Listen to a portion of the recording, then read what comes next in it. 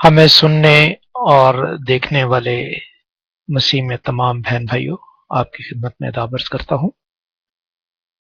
चाहता हूँ कि सब खुदावंद की महफिल में खुदावंद के उस अल्फाज की बजानिब जो हमारी जिंदगियों के लिए दरकार है मुतवज्जा हों।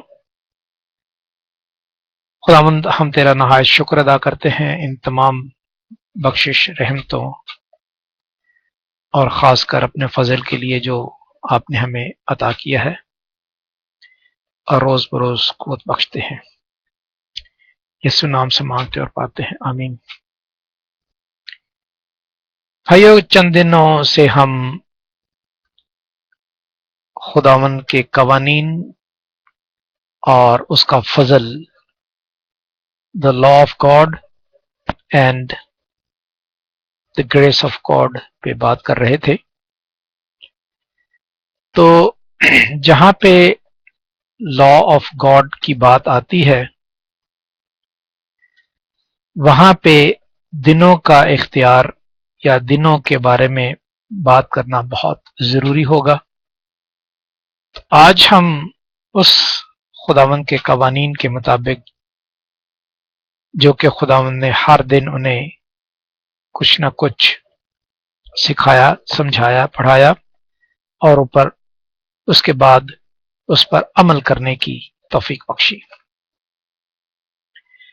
तो आज हम देखते हैं, खासकर जो हमारी जिंदगियों में बहुत ही असर अंदाज होता है, वो है सबत का दिन, जिसे हम अमूमन हफ्ते का दिन कहते हैं, सैटरडे का दिन कहते हैं। आज हम उस पे गौर करेंगे और उस पे बात करेंगे। कलाम मुकद्दस में बहुत अच्छा लिखा है, कानून के मुताबिक, दुनिया के कानून के मुताबिक, क्योंकि आप जानते हैं कि हम जैसे मसीह ने अपनी जिंदगी में ये कहा कि दुनिया ने इस हरे भरे दरख्त के साथ ऐसा सलूक किया, तो क्यों ना वो तुम्हारे साथ भी ऐसा ही सलूक करेंगे। और जबकि हरे भरे के साथ ऐसा सलूक किया, तो तुम जो खुश्क टहनियां हो, जिस्मानी हो और जिस्म की बातें करते हो, तुम्हारे से इससे ज्यादा बुरा सलूक करेंगे। ये उसका मकसद था। बहरहाल फजल की बात और फिर कानून की बात यहां आती है, तो कानून में हर दिन जो है वो बड़ा जरूरी है। इसीलिए खुदावंद ने कहा कि खुदावंद का कानून और खुदावंद का फजल ही जो दोनों बातें हैं वो इसी दुनिया में पहले क्या दी गई और बाद में उसको किस तरह रिफाइन किया गया। उस दुनिया में सबसे पहले कानून ही दिए गए, जो आजकल भी लोग उसे मानते हैं, उस पर चलते हैं, और वो उस फजल से बेबहरा है जो यीशु अपने फजल के तहत अता करता है। तो दूसरी कौमों से मुराद मैं ये भी कहूंगा कि हमारे अपने चंद मसीहों में बहुत से फिरके मौजूद हैं, जहां पे एक दूसरे की खींचातानी के लिए हम खुद इख्तलाफात में पड़ जाते हैं। अब हम अपने आप पे ये मिसाल लें या दूसरी कौमों की तरफ देखें, तो हमें खुद पहचान अपनी हो जाएगी कि किन अल्फाजों की मबनी पर, की बिना पर खुदावंद ने यह कहा कि दुनिया के हम शक्ल ना बनो। यानी इससे यह भी जाहिर है कि दुनिया जो है वो कानून जो खुदा के दिए गए हैं उन पे ज्यादा जोर देती है, खुदा पे कम जोर देती है। जिसने वो कानून दिए हैं कानून देने वाले पर ज्यादा जोर देती है और कानून देने वाले पर कम जोर देती है, कानून पर ज्यादा जोर देती है। इसी तरह इसके दूसरे अल्फाज में दूसरे हरफों में अगर ये बयान किया जाए कि दूसरी कौमों के हम शक्ल ना बनो, बल्कि अक्ल नहीं हो जाने से अपनी जिंदगी बदलते जाओ। दुनिया और दूसरी कौमें लॉ पर अमल करती हैं।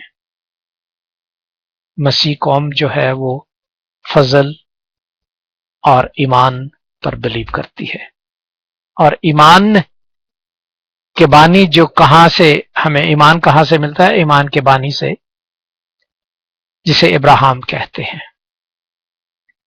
और उसी इब्राहिम में से एक ऐसा लफ्ज निकला है एमैनुअल, और वो एमैनुअल जो है उसका नाम रखा गया यस्सु अल मसीही, खिताब उसका।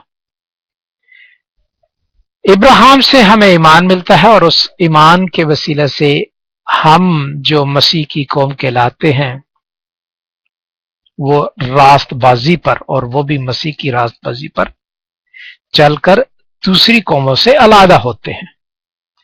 और दूसरी कौमें चूंकि इब्राहिम को तो जानती हैं, लेकिन ईमान के लिहाज से वो भटक जाते हैं और उस लॉ को जो दिया गया है उस पर अमल पैरा होकर दूसरों को कसूरवार ठहराते हैं। इसलिए नई अकल का मकसद यह है कि नई अकल जो है वो यस्सु अल मसीही से मिलती है, जिस तरह के उसने मत्ती की इंजील और 23 बाब में बड़े अच्छे वाज़ेह तरीके से बयान किया है। अब मुख्तसरन तौर पे यह बयान करता चलूं कि लिखा है कि नई अकल और जिंदगी तब्दील करने वाली पाक रूह का अमल नेकी और पाकीज़गी पैदा करता है। नई रूह जो है, जो मसीह हमें बख्शता है और बातनी लिहाज से इब्राहिम के वसीला से वो हम में दाखिल होती है, वो नेकी और पाकीज़गी की तरफ मतवज्जा करती है, जो कि गैर कौमें सिर्फ नेकी जानती हैं लेकिन करती नहीं, पाकीज़गी जानती हैं लेकिन पाकीज़गी करती नहीं, जबकि फजल ने यह सब कुछ करके बताया है। तो यह फर्क है हम मसीहों में जो खुदावंद के पैरोकार हैं उनमें और दूसरी कौम में। अब यह देखें कि नई जिंदगी के मुताबिक और पाकीज़गी के मुताबिक क्या मुनासिब है इंसान को। अब कहा जाता है कि दुख मिलते हैं, जान जाती है। इसका यह मतलब हुआ कि वो दुख उठाए और अपनी जान दे।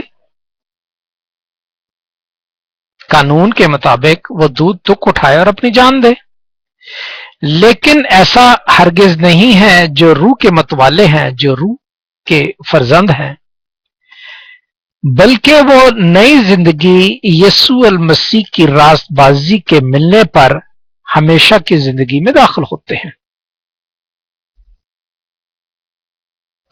वो ना तो दुख उठाते हैं, बल्कि उन पे कानून का कोई शिक भी अमल पैरा नहीं होता, और अगर वो दुख उठाते भी हैं तो वो हमेशा की रास्तबाजी में, हमेशा के 7वें दिन जो हम बात कर रहे थे दिन के हिसाब से, उसमें दाखिल होते हैं। और अब उसमें दाखिल होने की इतनी फिक्र और इतनी सोच और इतना टारगेट और उस दिन को याद रखने की बात नहीं। हमें उस यस्सु की रास्तबाजी जो हमेशा की जिंदगी है उसमें दाखिल होने की जरूरत है, ताकि वो दिन आराम नहीं देगा, वो यस्सु आराम देगा जो कि दिनों का बानी है। तो अगर اگر ہم یسوع المسیح کو دیکھیں تو اس میں سبت جسے کہ دن ہفتے کا دن کہتے ہیں اس کے کوئی معنی نہیں ہے. وہ ایک زندگی نہیں رکھتا، لیکن جو زندگی رکھتا ہے وہ یسوع المسیح ہے، اور اس میں داخل ہونا ہی جو ہے سبت جو کہ آرام کا دن ہے وہ آرام ملتا ہے، کیونکہ اس نے اپنی جان دے کر اب وہ تاج حاصل کیا ہے اور وہ رتبہ حاصل کیا ہے جو باپ کے دائیں ہاتھ میں ملتا ہے. تو اس لیے لہذا یسوع المسیح کی زندگی میں پیوست ہونا سبت کا دن ہے. سبت کا دن وہ ہفتہ نہیں ہے جو دنوں کے لحاظ سے ہماری زندگیوں میں پایا جاتا ہے. وہ ہفتہ جو ہے وہ عملی طور پر، ظاہری طور پر اس جسم کو انرش کرنے کے لیے دیا گیا ہے، تاکہ یہ جسم جو ہے وہ زندگی جو دن بھر کی محنت اور مشقت سے فارغ ہو کر ایک دن کی فرصت میں، ایک دن کے آرام میں دوبارہ تازہ دن ہو اور وہ استعمال ہو سکے. لیکن زندگی جو ہے وہ یسوع المسیح میں پیوست ہو کر ہمیشہ کے لیے ملتی ہے. اس طرح ہم سب وہ دن جو کہ یسوع مسیح کا ہے اس کو حاصل کرے، نہ کہ وہ دن جو ہفتے کا ہے اس کی انتظار میں کچھ نہ کرے، اور جب وہ دن آ جائے تو اس دن میں سب کچھ پھول بیٹھے. دنوں کی جو ترتیب دی گئی ہے وہ اس جسم اور اس جان کی ریاضت کا ایک حصہ ہے، جو ایک نہ ایک دن اس ریاضت سے علیحدہ ہو جائے گا، اور علیحدہ ہونے کے بعد وہ ہمیشہ کے لیے ختم ہو جائے گا. مگر روح کی تربیت کے لیے وہ کون سی زندگی ہے؟ روح کی تربیت کے لیے وہ یسوع کی راست بازی ہے جو ہمیں آرام میں داخل کرتی ہے، جو ہمیں سبت کے دن میں داخل کرتی ہے. اور سبت کا دن ہے کوئی دن بھی خداوند کی حضوری میں آ جانا، اور وہ دن ہے آج ہی کا دن. اگر آج ہی کے دن ہم یسوع میں پیوستہ ہو جاتے ہیں تو وہ زندگی جو ہے وہ ہمیں ہمیشہ کی جوائے دیتی ہے. جوائے اور خوشی میں بہت فرق ہے. خوشی جو ہے وہ جسمانی طور پر ہے، جوائے جو ہے، راحت جو ہے، تازگی جو ہے وہ ہمیشہ کی ہے. جس طرح آپ نے دیکھا ہوگا کہ ہمارے ہاں جب اب بائبل مقدس میں پہلے دن کے مطابق جب روشنی ہوئی تو خداوند نے اس روشنی میں اپنے آپ کو ریویل کیا، اور ہمارے ساتھ یہ وابستہ چھٹا دن جو ہے وہ خاص ایک دن ہے. اور وہ خاص دن اس لیے ہے کہ ہمیں بنایا گیا، اور جب ہمیں بنایا گیا تو ہمارے ذہنوں میں ایک فکر مبتلا ہو جاتی ہے، وہ یہ کہ جب عمل درآمد خداوند کی طرف سے ہوا کہ اس نے ایک مٹی لی اور اس کا ایک پتلا بنایا، تو ہمارے ذہنوں میں یہ مقیم ہے کہ وہ پتلا کچھ نہیں کرتا. لیکن بھائی اور بہنوں، یہ انسان کا مٹی کا پتلا بنا ہوا کچھ نہیں کرتا، لیکن جو انسان نے اس وقت مٹی کا پتلا بنایا وہ کرتا ضرور تھا کچھ. وہ چلتا بھی ہوگا، وہ بولتا بھی ہوگا. کس طرح؟ اس کی تشبیہ ہم جانوروں کے ساتھ دیتے ہیں. اس کی تشبیہ ہم جانوروں کے ساتھ دیتے ہیں. جب جانوروں کو بنایا اور مٹی کو کہا کہ اپنے آپ میں جانور پیدا کر، اپنے آپ میں پرندے پیدا کر، تو وہ پتلے کی طرح کیا جو ہم بناتے ہیں پتلا اس کی طرح نہیں بولتے تھے یا بولتے تھے؟ ہمارا پتلا تو نہیں بولتا، لیکن جو خداوند نے حکم دیا تھا وہ تمام جانور جن کے پتلے دیے وہ بنتے ہی بولتے تھے اور چلتے تھے. لیکن یہاں پہ اس کی تصدیق اس لیے کی گئی ہے جینیسس کے دوسرے باب میں کہ اس نے زندگی کا سانس اس کے نتنوں میں پھونکا تو وہ جیتی جان ہوا. یعنی پتلا تو تھا جو چلتا تھا، بولتا تھا، دیکھتا تھا، سب کچھ دیکھتا تھا، لیکن اس میں زندگی نہیں تھی. اور زندگی وہ تھی جو خداوند خدا نے باپ نے اس کے نتنوں میں پھونکی تھی، اور وہ شبیہ حاصل کر گیا تھا خدا کی. تو اس لہذا اس میں جو عقل پائی گئی وہ جانوروں اور پرندوں سے زیادہ پائی گئی. کس لحاظ سے؟ کہ اس میں خدا کی سانس پیدا ہو گئی.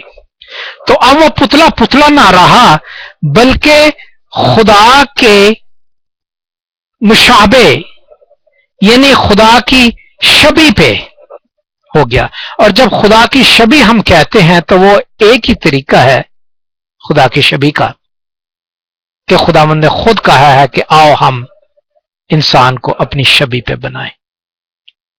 تو وہ یہی ہے کہ پتلا جو ہے وہ نہ صرف عام آرڈنری جانوروں کی طرح، آرڈنری پرندوں کی طرح، لیکن وہ ایک خاص چیز ہے جس میں زندگی کا سانس ہے.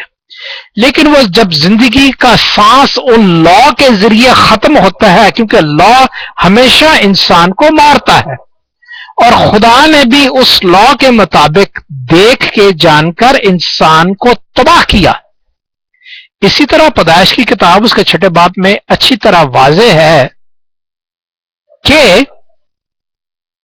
6 آیت میں کہ میں انسان کو بنا کے ملعون ہوا، اور اب انسان کی عمر 60 سے 70 ورے تک یعنی سال تک قائم کی جائے گی. لہذا وہ سانس جو ہے وہ خداوند کا ضائع ہوا انسان کے رد عمل سے. انسان نے جو رد عمل کیا اس کے وسیلے سے وہ ضائع ہوا. اور جب خدا نے دیکھا کہ یہ ضائع ہوتا ہے تو اس نے ایک گریس ہمارے اوپر کر دیا جو جان چیپٹر 1 میں لکھا ہوا ہے کہ وہ خود اس نے جسم لیا، اور جسم لے کر وہ ہمارے درمیان میں قائم رہا. اور اب وہ ساتھ نہیں بلکہ اس روح کے وسیلہ سے جو یسوع کا ہے وہ ہم میں داخل ہوتا ہے. پہلی زندگی جو اس نے پھونک کر دی، دوسری زندگی اس نے عمل جسم لے کر عمل کر کے وہ کانسیکوینسز جو لا کے ذریعے بھوگتنے تھے اس کو ختم کر کے وہ ہمیشہ نجات کے لیے ہمیں کھڑا کیا، تاکہ وہ زندگی جو پھونکی گئی تھی وہ جسم میں اس کے کردار ادا کر کے خدا کے پھر دائیں ہاتھ پہ بیٹھے، اور ہم بھی اسی طرح اگر ادا کر کے اس کے ساتھ بیٹھتے ہیں تو یہ پورے ہوتے ہیں. تو آج کا یہ جو چیپٹر ہے وہ ہماری زندگی میں law of God, grace of God, law of religious, law of human کے تحت ختم ہوتا ہے. خداوند آپ کو ہمیشہ ہمیشہ کے لیے اپنی زندگی میں جگہ دے. آمین.